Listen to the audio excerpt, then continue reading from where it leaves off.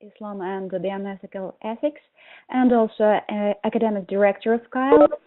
I should say that I met Dr. Ghaly during the first CAN-CILE summer school in Granada in 2014, and actually was very surprised to learn that his educational background was in Islamic theology. Because listening to his lectures, I was almost sure that he is a physician. His knowledge of biomedical ethics seemed to me complete and overwhelming. But for me, Dr. Ghaly just proves the classical pattern of Muslim scholars who were not only theologians, but physicians, mathematicians, chemists, and have worn many other hats. So today, Dr. Ghaly will help us to understand more about the Islamic bioethical perspective on the beginning of human life, when it begins. And we will have 1 hour and a half his lecture, and then, inshallah, we'll have questions and answer sessions. So first we will listen, and then when we have questions, you see a hand by your name. So when you have a question, please raise or mark your hand, and you will be given the right to speak. Now, Dr. Ghaly, floor is yours, and we are listening to you. Assalamu alaikum wa rahmatullahi wa barakatuh. Thank you very much for the introduction and for the nice words. I'm just I have Islamic studies background. As I said, it's not just that I didn't study medicine, but I didn't also study science except for 2 or 3 years maximum in my life. So the rest is coming through courses and acting that I know. So I hope today the topic we will speak about, it will not reveal a lot of my ignorance about the biomedical and bioscientific aspects. The question, when does human life begin, it is not a modern question. It is not like stem cell research. It's not like cloning. It's not like gene editing. It's not like epigenetics. These are things which we came across now because of the modern technology. We have like also organ transplantation in the previous century, in the 20th century. When does human life begin is an old question, a perennial question. Because it's very important to know when life begins in general and when human life begins in particular, because it means aggression or violence against this, what we call life or human life, it will be described differently. So if we agree that there is life or there is human life, then aggression against this life, putting an end to this, what we call life, will be killing. It is an old question, it is not a new one.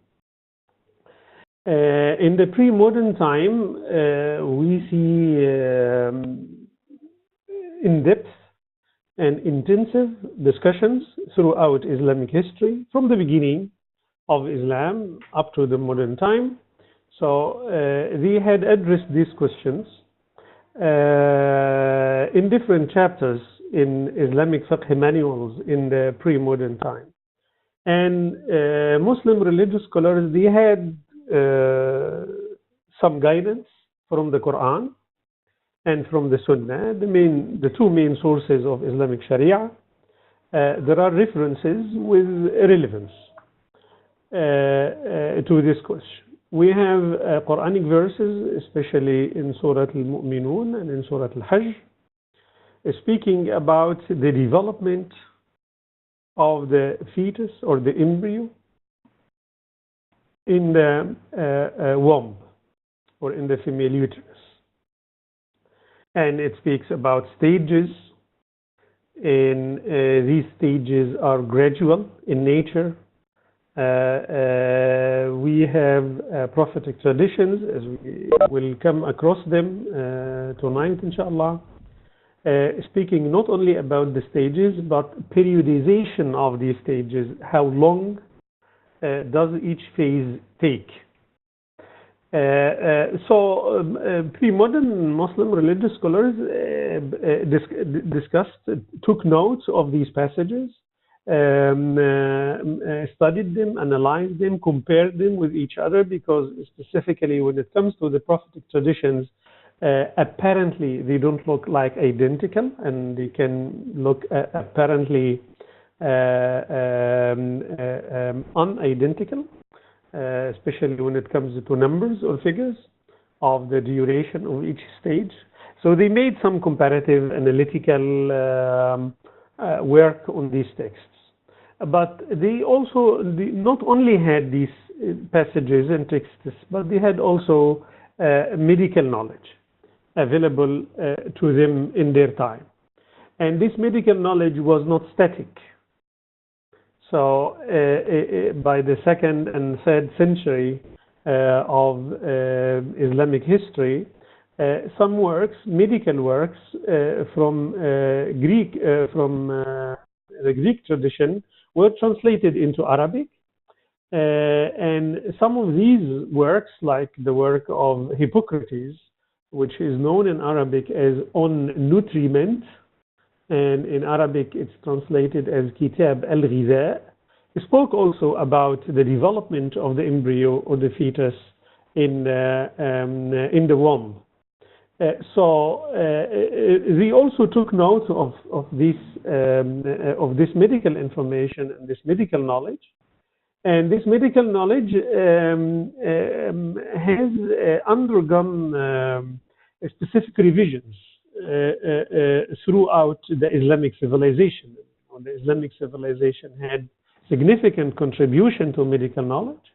So some physicians, I would say many physicians in Islamic civilization, commented on this information mentioned in the book of Hippocrates, sometimes confirming what in it, sometimes denying the credibility of this information, and most of the time revising what's in this information.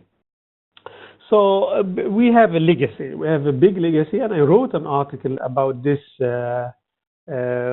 published in Islamic Law and Society, a lengthy and long article about human embryology in the Islamic tradition.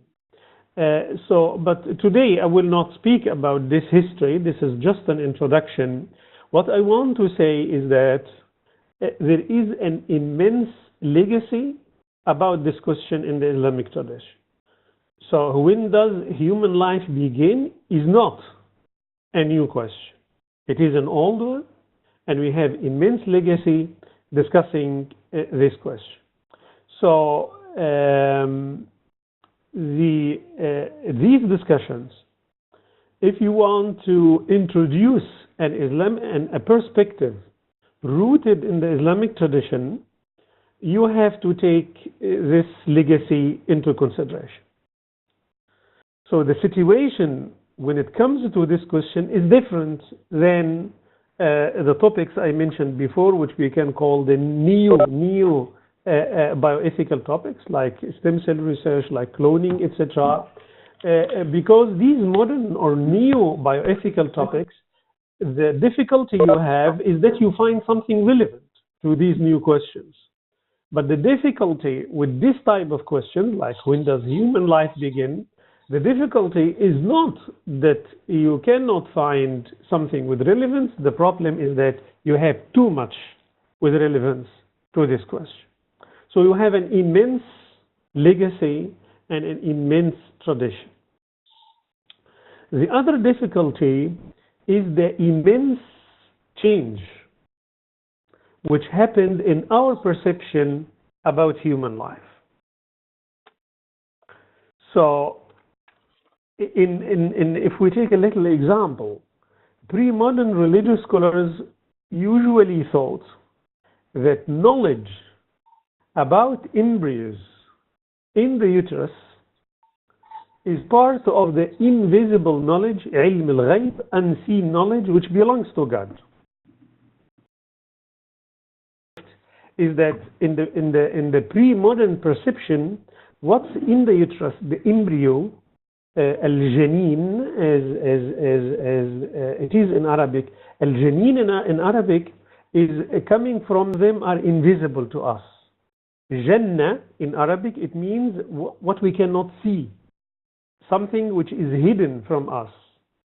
So the very name used for describing, the very name in Arabic used for describing the embryo became challenged in the modern time, because now we can see the embryo, and not only that we can see and follow very accurately what happens, we can even manipulate the embryo. We can even do surgeries for the embryo.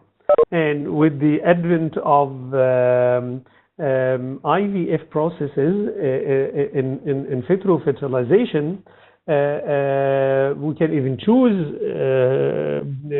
we can do very recently now specific gene editing and embryo selection, etc. So what happens in our perception about the embryo has radically changed. So the problem is that we have an immense tradition, which we have to study, and we have an immense change and shift in our perception and our understanding about the beginning of this human life. One of the early, and we can go now to the following slide, one of the early discussions in contemporary times about the beginning of human life, in which the participants try to make a combination between the immense tradition and the immense shift because of modern biomedical scientific advancements, was the meeting held in Kuwait in 1985. This was organized by the Islamic Organization for Medical Sciences, which is established in Kuwait, established in 1983, although this was the official name used in 1983. Also, they did a number of conferences under another name. From 1983, they started a series called Islam and Contemporary Medical Issues. Islam and Contemporary Medical Issues, in which they study the number of questions raised by modern biomedical technology and how these questions can or should be approached from an Islamic ethical perspective. And the second in this series, the second topic discussed in this series was human life, its beginning and its end from an Islamic perspective. And this was a conference held in January 1985, quite a while ago now. In this conference, about 80 participants deliberated on the question, when does human life begin and when does human life end? And the proceedings of the conference, the published proceedings of the conference was really voluminous. It was about 700 pages, and this is one of the few publications of this organization, this Kuwait-based organization, which was translated into English. I can imagine it was quite overwhelming project of translating 700 pages of very technical papers and discussions. After this, we see very few exceptions of translations. Most of the publications of this organization is available only in Arabic now. So in this conference, which we can take as a representative for serious contemporary discussions about this question, does human life begin, in which they took into consideration the classical or the pre-modern tradition about this question, and what modern knowledge, biomedical sciences, would contribute to this classical or pre-modern perception. What can remain from our old understanding and what should change or what can change. Of course, it's the publication I speak about. It's huge. It's about 700 pages. So I'm sure we don't have the time tonight to go through the full published work of this seminar.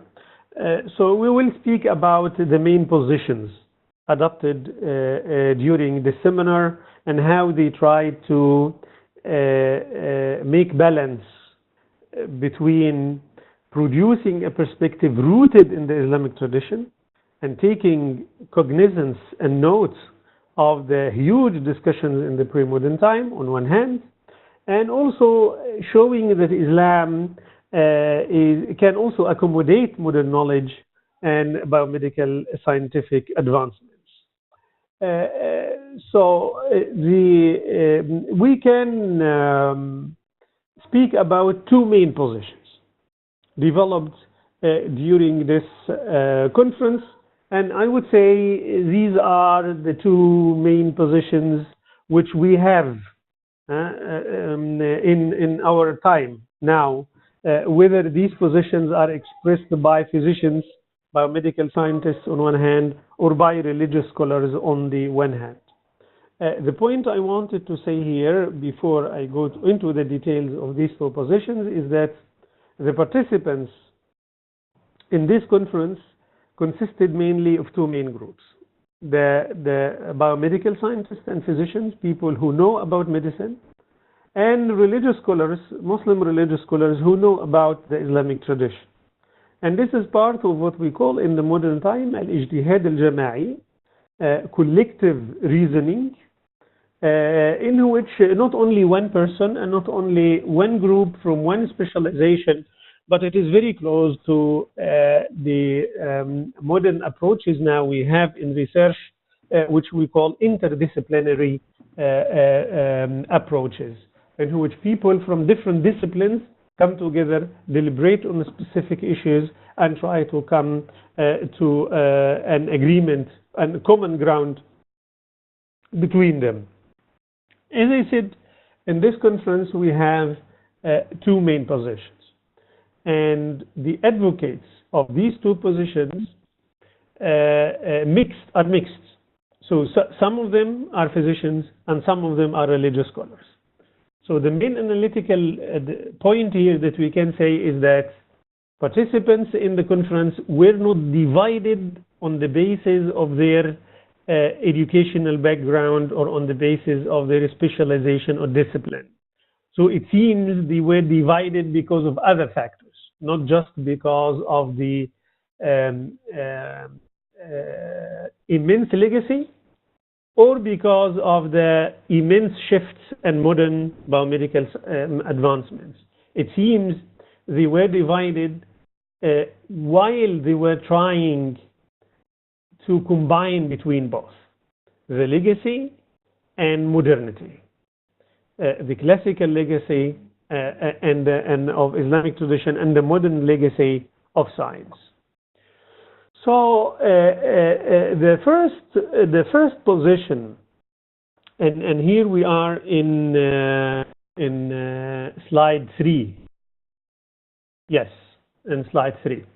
The group which adopted the first position, which says that human life starts from the very beginning, from the very moment of conception, from the moment of having a fertilized ovum. When the sperm fertilizes the ovum and they unite together, then we have a human life. The group which agreed together that this is the acceptable position from an Islamic ethical perspective,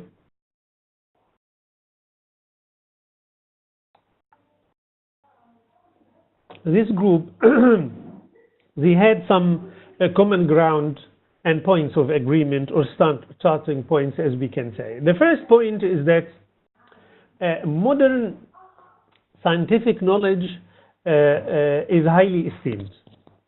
is highly esteemed.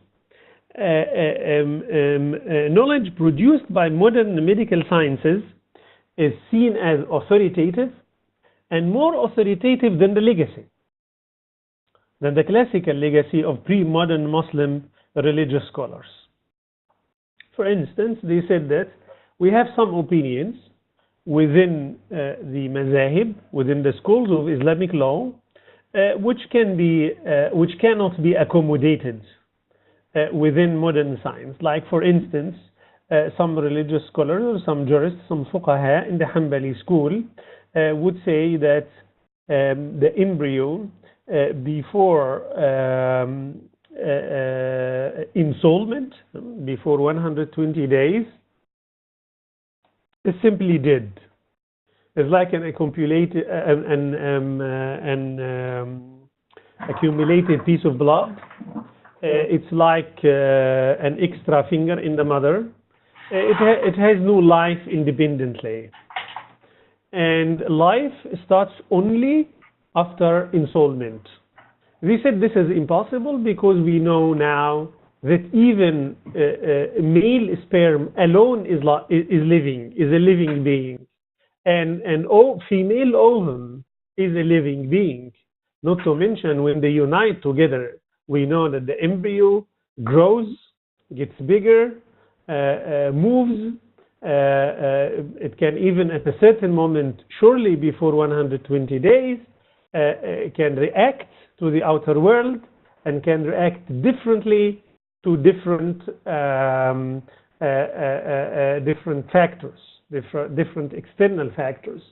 So to them, modern science can be sufficient, can be in evidence and sufficient ground for simply rejecting some classical and pre-modern opinions outright, without saying that, okay, this was based on this text or on this interpretation, without getting into hermeneutical complexes or complications. We can just simply refuse them because they are not compatible with modern science. Also, some Maliki scholars said that a newborn baby is to be considered dead, even if he or she could suckle a few drops of milk. Why? Because they base themselves on a prophetic tradition which speaks about istihlal, إذا استهل الولد صارخا, after the baby is born, and we hear the screaming of the baby. If we don't hear screaming of the baby, then the baby is still dead. So they said, we know that the suckling, الرضاعة, suckling the milk, cannot happen without movements of the muscles, and the muscles cannot move without having human life. It's just impossible. So this is one common agreement or one common ground among the advocates of this position. The other common agreement, so the first one is that we can reject opinions expressed by pre-modern religious scholars on the basis of modern science. The second thing is that about the scriptures. Now it's not about the opinions of the jurists, but about the scriptural references and nusus in the Quran and Sunnah. We know that the great bulk of the Quran and Sunnah is open for different interpretations. These different interpretations are not haphazard, and it is not chaotic. They are usually ordered and prioritized. So if we have 10 possible interpretations, there is number 1 and there is number 10. So number 1, we call it usually the apparent meaning, al-zahir, al-ma'na al-zahir.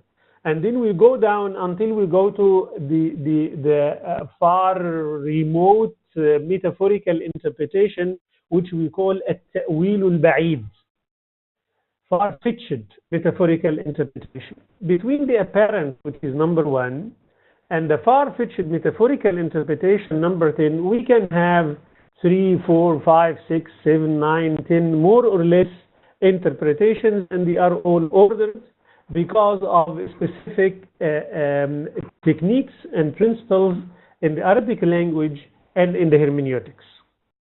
of Islamic legal ethical reasoning. The question here was the following. Imagine that there is an interpretation which would be number 5 on the basis of linguistic reasoning. And then we have modern scientific knowledge which supports this interpretation number 5. Does this give sufficient ground to move it from number 5 to number 1? The advocates of this position, they would say yes.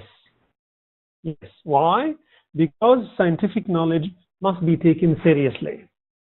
So it is not about rejecting a specific text, but about reshuffling the order of possible interpretations for texts which can be interpreted differently. So I hope these 2 points are important because it will help us understanding the ramifications of this position later on. Okay. Now we can move to the next slide, slide number 4. Here the advocates of this position, they try to bring, of course, the most important argument for them is the biomedical one. Science.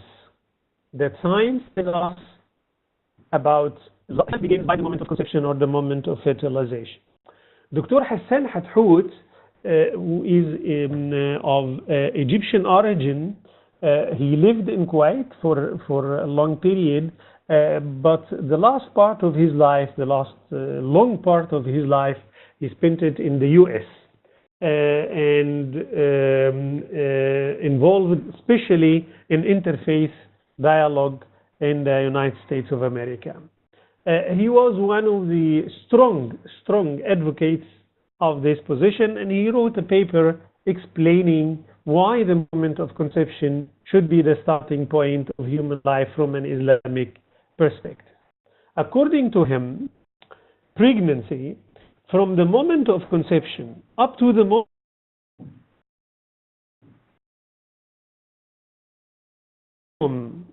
continuum in which there is no single point in which we can determine to say, look, here something strange happens during pregnancy. So maybe this unique thing at this unique point of time, this is the moment when human life starts, or usually what our pre-modern religious scholar used to say, the moment of breathing the soul into the embryo.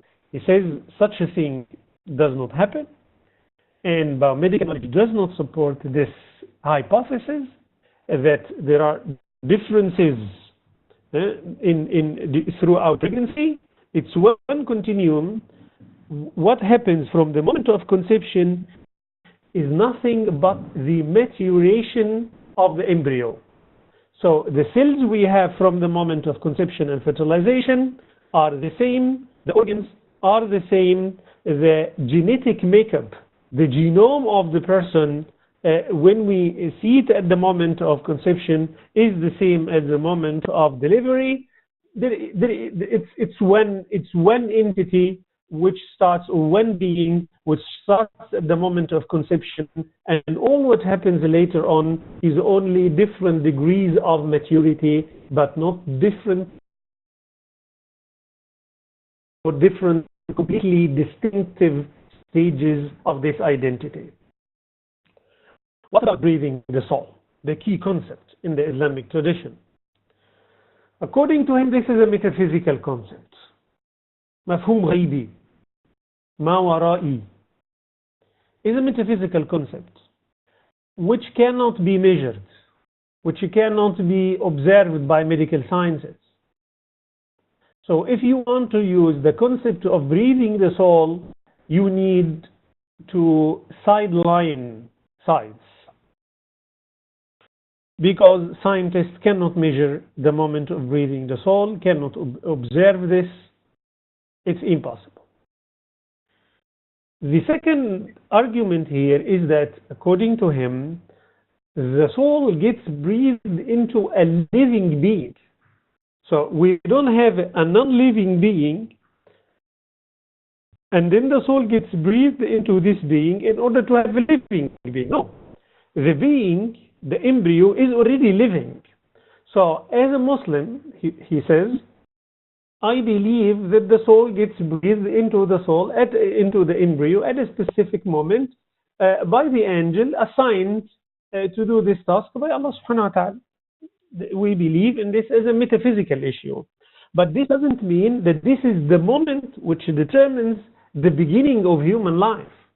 There is nothing scientifically which supports this concept. In order to integrate science and the Islamic metaphysical understanding, we say, Hassan Hathout argues, we say the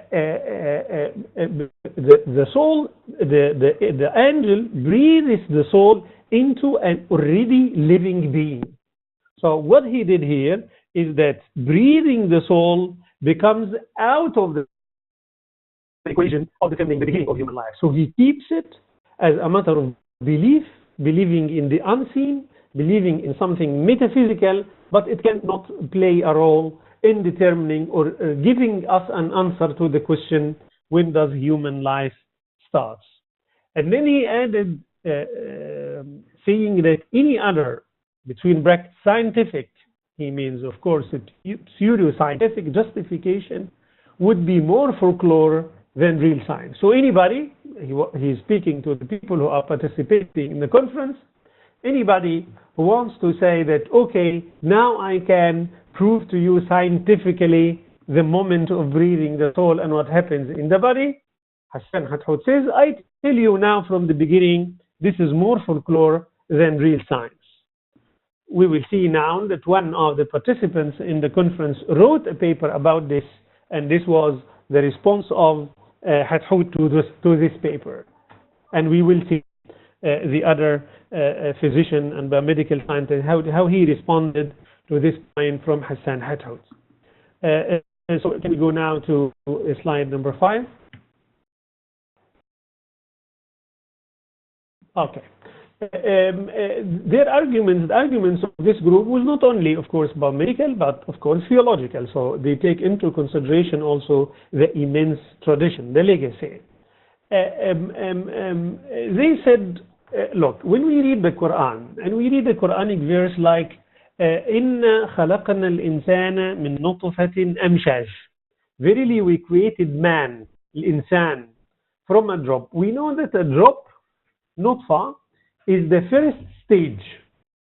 According to the Quran and according to the Sunnah, this is the first phase of the embryo, of al-janin in the uterus. According to all religious scholars, at the stage of nutfa, there is no breathing the soul. Breathing the soul happens after the stage of nutfa, the stage of alaqa, and the stage of mudghah. So after 3 stages, we have breathing the soul. But the Quran speaks about this being in this stage, which is nutfa, as insan. Inna khalaqna al-insan. So he's already a human being. So inna khalaqna al-insan min nutfatin amshaj. Also about the prophetic traditions, which speak about the moment of breathing the soul, that it is after 120 days.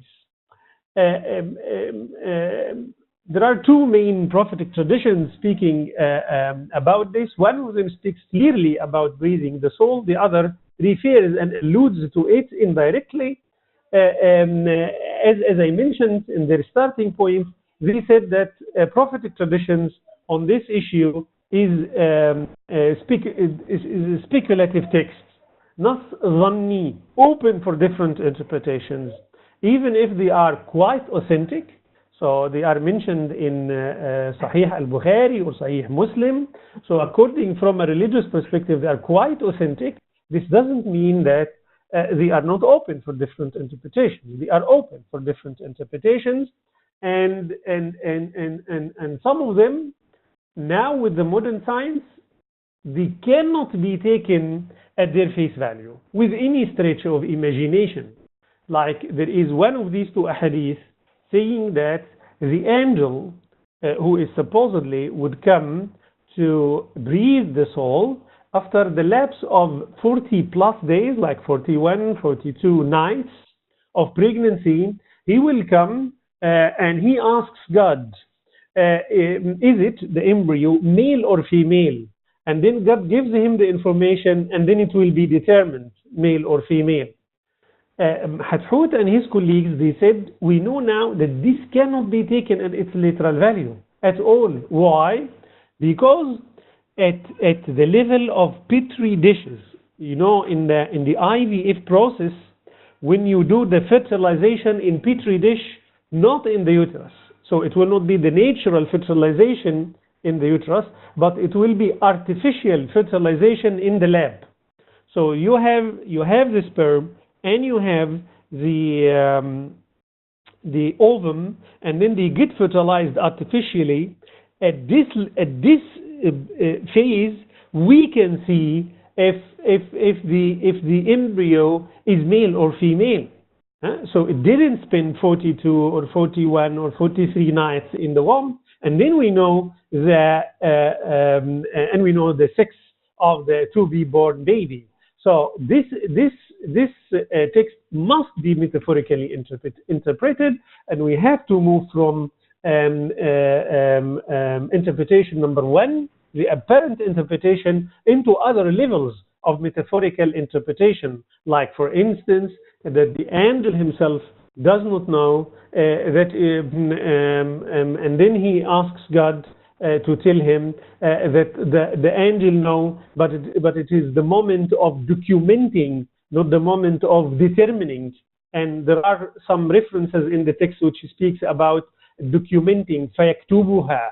So it says that it's highly possible about documenting, not about determining. So anyhow, they say that when it comes to prophetic traditions, they are open for different interpretations, and not only they are open, they must be open for different interpretations. And then now we can go to number 6. Yes. And also go further. Yeah. Yes. Okay. That's good. Here is one of the core prophetic traditions usually used to say that breathing the soul and a human life starts after 120 days. This is a prophetic tradition related by the companion Ibn Mas'ud, and the hadith is known after the name of the narrator Ibn Mas'ud. They call it Hadith Ibn Mas'ud, and it is in Al-Bukhari and Muslim. According to this prophetic tradition, which you see now on the screen, we have 3 stages. The first stage, 40 days. The second stage, 40 days. The third stage, 40 days. So 40 plus 40 plus 40, then it will be 120, and then the angel is ordered to breathe the soul into the embryo. So then breathing the soul, beginning of human life, would start after 120 days. How to make the metaphorical interpretation in order to accommodate modern science mentioned by Hathout and his colleagues. The clue used by some religious scholars who supported this position is in the conjunction then, which is in Arabic thumma. So we have one stage, then, second stage, then, third stage, then breathing the soul. So we have 3 stages, after which we have breathing the soul, and each stage is separated from the other by the word summa or then. Can we move to the next one? Yes, do the rest, yes. Yeah, these are the 3 stages. So nutfa for 40 days, alaqa 40 days, mudgha 30 days, and between the nutfa and alaqa we have then, and between alaqa and mudgha we have then it must be, no, that's it, stop please. Okay. So yes, thank you. So we have these 3. When it is then, it means that we have one incident. This incident comes to completion, and then the second starts, comes to completion, and then the following starts, and so on. So it's like plus. So when I say, for instance, I had my dinner, then I gave a lecture. It means I ate, I finished my meal, and after this I started and coming and giving you a lecture. So I'm not eating and giving the lecture at the same time. So one incident finishes and then the other one will start. The question here, is this the only meaning of summa in Arabic? Does summa only mean then? And the answer of the religious scholars who support this position is no. Summa has more than one meaning. Its apparent meaning is then. Like what we mentioned, one incident comes to end, and then another incident will start, and we make the conjunction between them using summa. But does it have other meaning, metaphorically at least? Yes, it does. Which is, please go ahead, which is and, like wa or fa. Stop here, please. So it is possible, at least theoretically, that I mean that I see, I drank my water, then I gave a lecture. This can mean I drink water and give lecture at the same time. It can be, but this is metaphorical. Can we move from the literal to, or the apparent to the metaphorical? Yes, we can, because of science. As we mentioned, the starting point in the beginning, the common ground, or the starting point of this group. What will happen if we understood the word summa, the conjunction summa, which means then in English? We will understand it like and or wa in Arabic. This would mean that we will have, or the embryo undergoes 3 stages in the following way. Nutfa in 40 days. Go ahead, please. And alaqa 40 days. So it doesn't necessarily mean that the first 40 finishes and then the second 40 starts. No, it is all 140. It's eating and giving a lecture. It's drinking and giving a lecture. So it is nutfa and alaqa, and then go ahead also. And mudgha, all because then here is just like wa. So the embryo is nutfa and alaqa and mudgha in 40 days, which means, and the angel would breathe the soul in the 40 days. So all this can happen from the very first day, and which means that life starts by day 1. Okay? This is what we call the far-fetched metaphorical interpretation. But why is it justified? Because we have science, because we have modern science, which have changed our perception of what the embryo is, and we can accommodate it in interpreting our scriptural references. Okay, so this is when it comes to the scriptures. The final argument used by this group is about Islamic jurisprudence. Would you please go ahead? Yes, Islamic jurisprudence. They use the one case and one religious scholar. The case is when we have in Islamic law, in the fiqh, a woman who is pregnant and she killed somebody intentionally. So she deserves the death penalty from an Islamic legal perspective. Can we execute this lady who deserves to be killed, to be sentenced for death, while she is pregnant? No, we cannot. Why? Because you cannot kill, this is what the religious scholars say, you cannot kill 2 lives against 1 life. She killed 1 person, so you cannot kill 2, that's the woman and the embryo in her belly, in her womb, against 1. especially if one of them is innocent. The embryo didn't do anything. So we have to wait. Okay. When should we do this? When she is pregnant. Is it necessary that her pregnancy should be more than 120 days? No. All religious scholars agree on this. So the advocates of this position, they say, why didn't they say that only if she is, if her pregnancy is older than 120 days, we do not execute her because we will have 2 lives.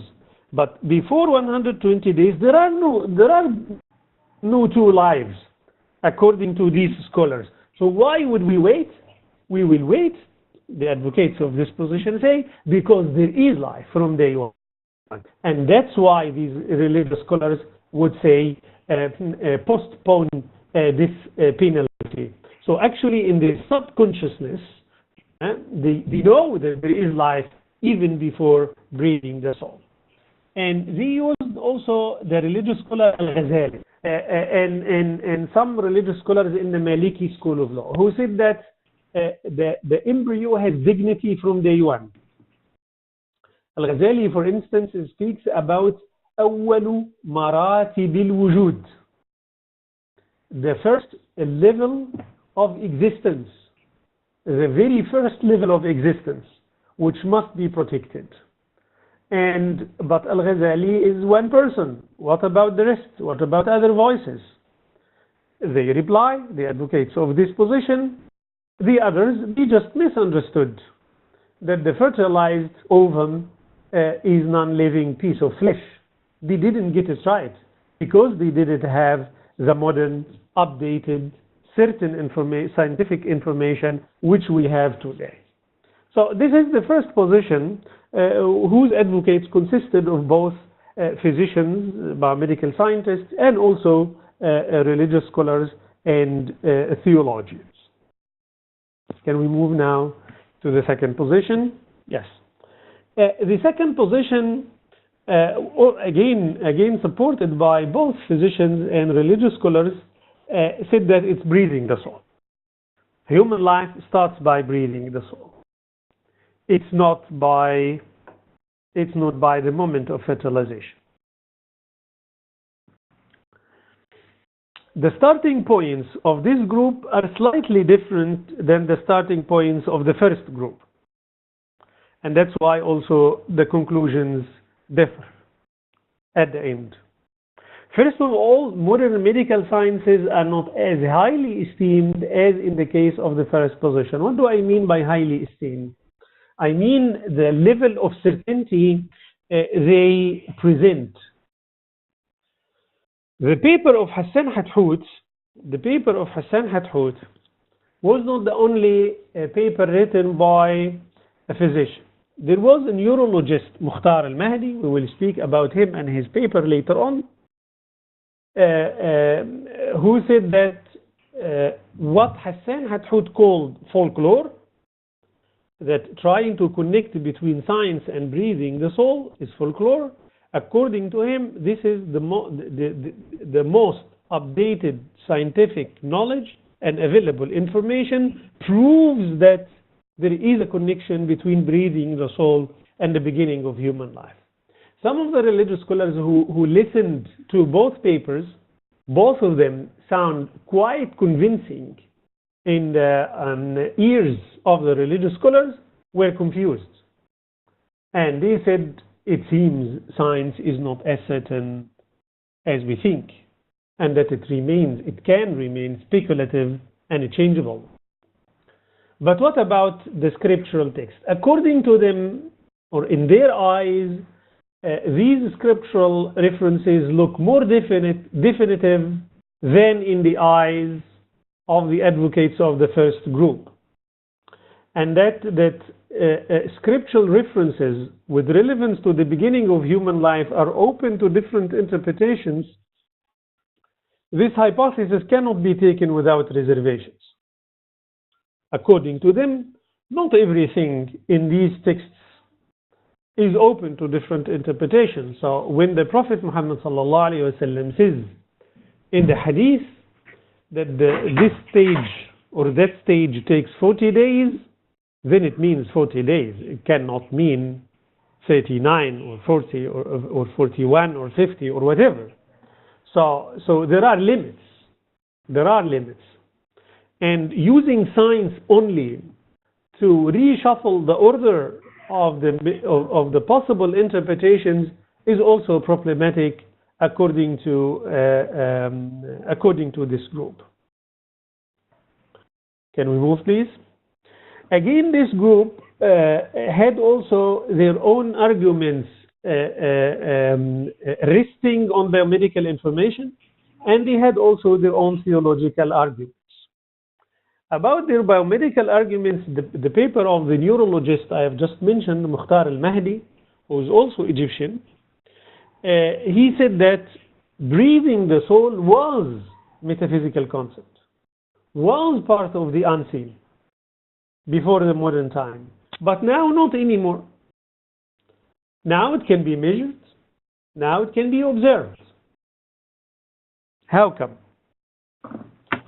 Do you remember when I said in the beginning, this was the conference about the beginning and end of human life. It was not only about the beginning. So the participants debated on the beginning and end of human life. In this conference, they adopted the concept of brain death, that when brain dies, then the person is dead. So Mukhtar al-Mahdi, he said, by analogy, bil qiyas, when the brain starts functioning, then the human identity starts to exist. So he said that the modern science and scientific research on the development of the nervous system, especially the brain, can tell us about that there is a moment in the pregnancy which is special, which is different than all the other moments. And at the scale of pregnancy, we can say, okay, this is the moment of breathing the soul. What is this moment? According to him, this happens in the 12th week of pregnancy, 84 days calculated from the moment of fertilization. 84 days. What happens in this week? He says that as we, the participants in the conference, as we agreed that human life ends when the brain dies, then when the brain functions, it means that we have a new human life or a new human being. How do we know that the brain functions? What is the main function of the brain? The main function of the brain is cognizance, al-idrak, that we know, that we exist, that we are different than what's surrounding us. I'm a human being, my brain is working, I know that I am Muhammad, I have a computer screen in front of me. This computer screen is not so dangerous. I have a printer, I have books around me, etc. This is cognizance, this is idrak, and you need the brain to do this. He says in the 12th week, yes, we know that the embryo can move earlier than the 12th week. Yes. But these movements are what we call hectic movements. It's like the movements after somebody, for instance, is slain, has been slaughtered, or an animal has been slaughtered. After slaughtering, you can see that the body is moving, but these are hectic movements. Brain is not functioning anymore. These are nervous, hectic movements. But when movement is happening because of cognizance, because of idrak, then the brain is functioning. For instance, when I move my hand to shake your hands, this is a mindful movement, it's not hectic movement. It happened because my brain sends signals to my organs in order to do it. So it is by order, it is after contemplation, it is after thinking. Does this happen for the embryo at a specific moment? He said yes. In the 12th week, the reactions of the embryo or the fetus to the outer world is different. So for instance, the reaction of a baby to voices or to sounds becomes different. So the baby's reaction to the voice of the mother or the voice of the father is completely different than the noise happening when something heavy would fall on the ground. In the first one, he will react very smoothly, happily. And in the second case, he will show the reaction of someone who is in panic, someone who was taken by surprise, etc. And to give these different reactions to voices or sounds, it means that there is cognizance, there is idrak. The angel has already breathed the soul into the human body. Okay. The main problem here of the biomedical argument presented by Mukhtar al-Mahdi is the timing. According to his calculation, it is after 84 days exactly. But according to the tradition of Ibn Mas'ud, which we have just seen, the apparent meaning is that it is 40 plus 40 plus 40, so 40 times 3, this 120. How to solve this problem? Mukhtar al-Mahdi didn't wait for religious scholars to solve this problem for him. He made the metaphorical interpretation himself. And he said the clue this time is not in the word thumma, but it is in the word fi dhalika, therein. The hadith of Ibn Mas'ud has two versions. One of them is in al-Bukhari and one of them is in Muslim. The one in Muslim has these ones which I made here in red. Fi dhalika. Can we move to the following to see how different it will be if we add the word fi dhalika? Yes, please. Yes, yes, yes, yes. This is the first row, 40, 40, 40, plus, plus, plus, then 120. This is the apparent meaning. How come that we read the tradition in order to say that we will have 340s, but the 340s will not end up becoming 120? This is the secret, is in the version mentioned in Muslim, in which he says, fi dhalika. How does this happen? Yes. Okay. So this is here the first 40. Stop, please. This is the first 40. The second 40 starts therein. So it is not that the first 40 ends and then the second 40 starts. And it is not also like the advocates of the first group that it is only and. No. There is 140, and within the first 40, therein, the second 40 will start. So there is some overlap between the two 40s. And the third 40, please go ahead, will also start therein, in and during and within the stage of the alaqa. So nutfa will be 40 days, and the second will be less than 40 days, and the third will be less than 40. Why? Because there is overlap. The second starts in the first, and the third starts in the second, because the alaqa starts therein, in the nutfa, and the mudgha starts therein, in the alaqa. So the total cannot be 120 because of this overlap. How can we know that it is 84? It is from the science who told us about this issue of cognizance.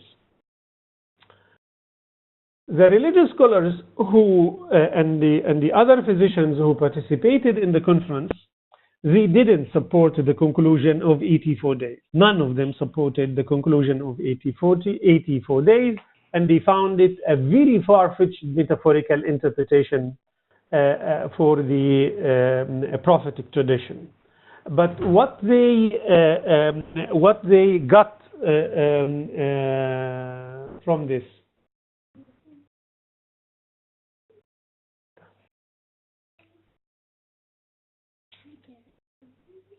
but they got the point they got from this is that science is not certain. We have one scientist who is telling us from the moment of conception, and anything else is nothing but folklore.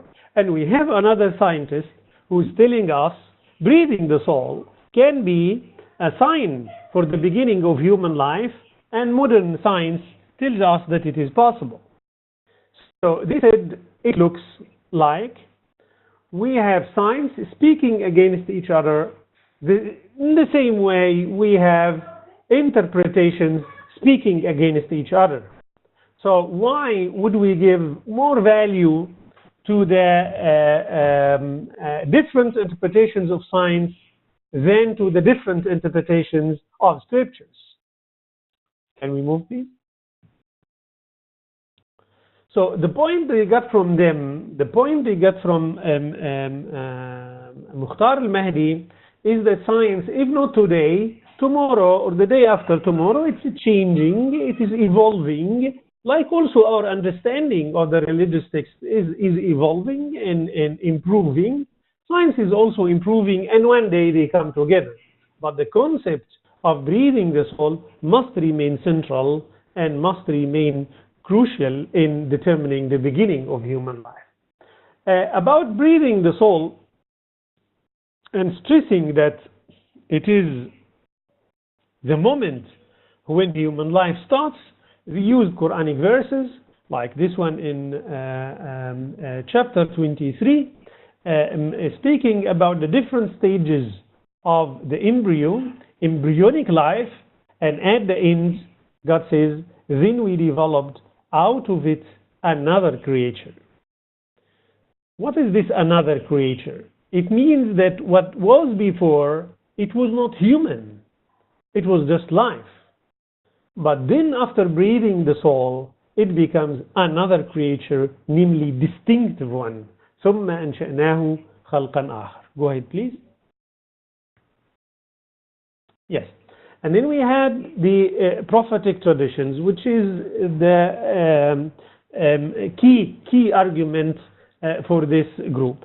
That prophetic tradition speaks about three phases: nutfa, alaqa, mudgha, and assigns a specific duration for each phase, which is 40 days.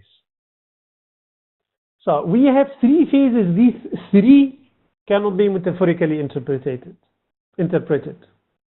40, the timeline for each phase is not open for metaphorical interpretation or for different interpretations. And the hadith says after these three, the soul, the angel is ordered to breathe the soul into the embryo or into the fetus. That's it. So it is as simple as it is. When does this happen? When does this happen? Because of having more than one prophetic tradition, which may directly or indirectly allude to the moment, they said, okay, we can say 40 at earliest and 120 at latest, in order to accommodate the possible different interpretations. But with any stretch of imagination, it cannot be before 40. So human life cannot start by, according to this group, cannot start by the moment of conception or the moment of fertilization. Can we move ahead, please? Yes.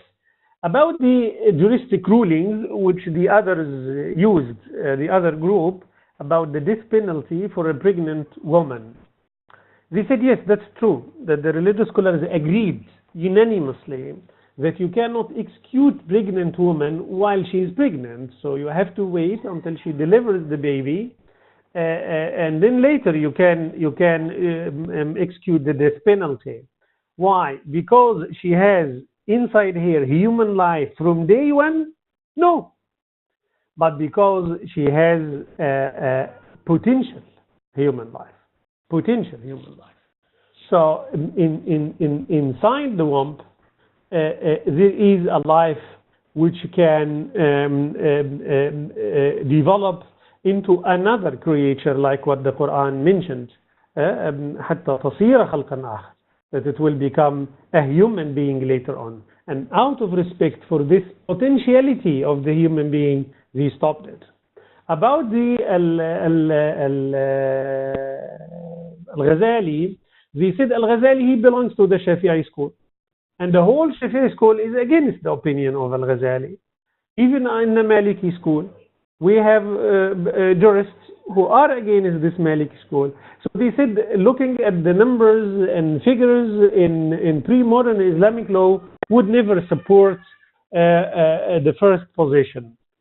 So the overwhelming majority, if not consensus, would say that human life does not start by the moment of fertilization, of the moment of conception. Okay, can we move ahead, please? Go ahead, please. Okay. At the end, what happened at the end? As I mentioned, this is collective interpretation or collective reasoning, ijtihad jama'i. At the end of the conference, usually they need to come to a resolution or a recommendation or a collective fatwa, whatever you call. So they wanted to come to an agreement which can accommodate these differences. So they said the following. We have to distinguish between life and human life. So before breathing the soul, now we know that some pre-modern religious scholars misunderstood the position of the embryo, who thought that it is accumulated piece of blood, etc. It's non-living being. We now know for sure that this is not the case. So there is life? Yes, there is life. Life that must be respected? Yes, that must be respected. But is it human life? No. They said we can call it vegetative life, animal life, organic life, cellular life, but not human life. So it has respect, but it does not have the human dignity. Human dignity happens after breathing the soul. Again, at earliest after 40 days, at latest after 120 days. The great majority in this conference and the majority of religious scholars and contemporary religious scholars now sees that breathing the soul happens after 120 days, not just 40, but after 120 days. So for them, the theological concept ensoulment remains central. It remains central. So the theological concept of ensoulment was not marginalized, not to mention completely replaced by a biological concept, which is the fertilization. What happened here is that the value of life before the moment, before ensoulment, the moment of ensoulment became more important than it was before. Because before it was almost non-living being, now we know that there is life. But is this life equal in value to the life after ensoulment? No, according to the majority of the participants. And usually in these conferences, if you disagree, if you strongly disagree with the final declaration, you can always write a statement or ask that your name will be mentioned by the end of the recommendation, saying that X and Y and Z were against this declaration or were against this recommendation or this position because of 1, 2, 3. But we don't have this in this conference. So it seems at the end the participants could live with this final position that there is life and there is human life. So it seems that the question, when does human life begin, moved from determining the beginning of life to determining the moment when this life becomes morally important. Yes, please go ahead. Yeah. So, yes, go ahead, please. So it seems that the journey, yes, that's it. It seems that the journey of the embryo from day one up to the moment of birth the moral value of the embryo gets more and more important. So at day one, the value of the embryo is not zero. There is a value, but this value, it doesn't matter how much we disagree about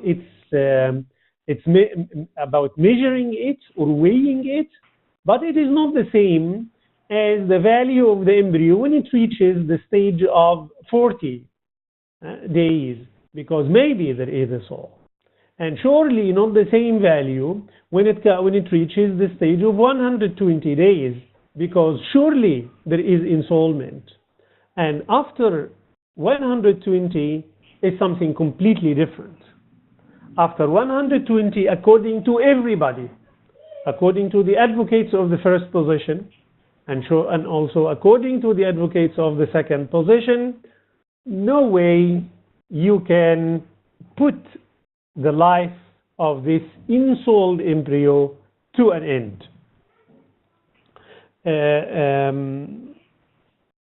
This is very important. So this scale or measuring the value of the embryo on the basis of this scale of days is very important for a bunch of bioethical issues about embryonic stem cells, about using fertilized ovaries after IVF process, and of course about abortion. The next slides, which we don't have to go through now, but it can happen during the discussions. It's about abortion, which is of course one of the most important, but this scale is not only for abortion, but it is for these other bioethical issues. So for instance, if you want to speak about if we have extra embryos, which we have developed for test tube babies for in vitro fertilization, can we use them for scientific research? Although we know if we use them for scientific research, they will die. Can we use them? Then the religious scholar, and if we use them, is this killing? The answer would be no. Why? Because there is no human life.